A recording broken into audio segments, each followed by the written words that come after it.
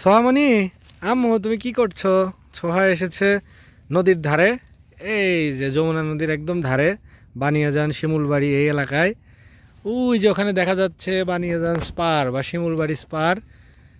এবং এগুলো এখন চরের মতো হয়েছে, অর্থাৎ বর্ষাকালে তো এগুলো প্লাবিত থাকে।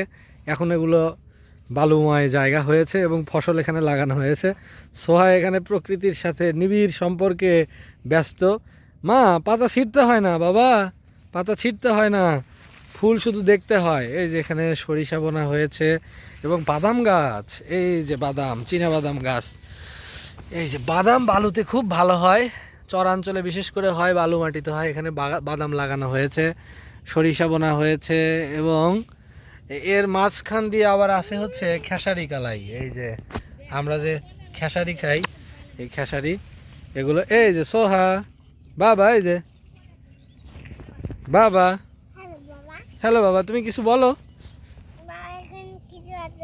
কিছু আছে না মা? ওটা বাদাম গাছ, তুলো না বাবা, গাছ তুলতে হয় না। এটা তুলবে? ওইটা ভালো, ওইটা খেসারি গাছ আম্মা। বড় বড় হয়েছে? হ্যাঁ, ওটা একটু বড়ই হয়েছে, আরো বড় হয় কিন্তু। হ্যাঁ হ্যাঁ আম্মা, হ্যাঁ মা, সবই বড় হয়।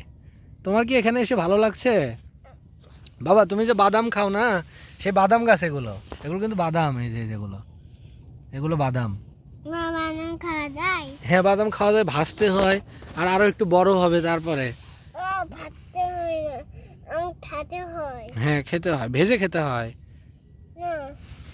ওগুলো বাদাম এখন তো হবে না আম্মু, পরে হবে।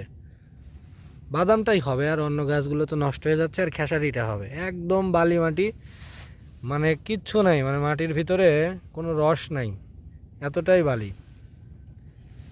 তারপরও বাদাম হবে, বাদাম এগুলোর ভিতরে খুব ভালোভাবেই হয়ে যাবে। এই আম্মু, তুমি পাখি দেখবে? আমি ওখানে পাখি দেখতে পাচ্ছিলাম, চলো তো দেখি, সামনের দিকে যাই। আচ্ছা, ওগুলো তুলতে হবে না, চলো আমি তোমাকে পাখি দেখাই। একটা চড়ুই পাখি দেখলাম মাত্র, চলো পাখিটা দেখে আসি। আব্বু, সোহামনি, এই জাম্মু, তুমি এগুলো কি করছো দেখি? আমাকে দেখাবে?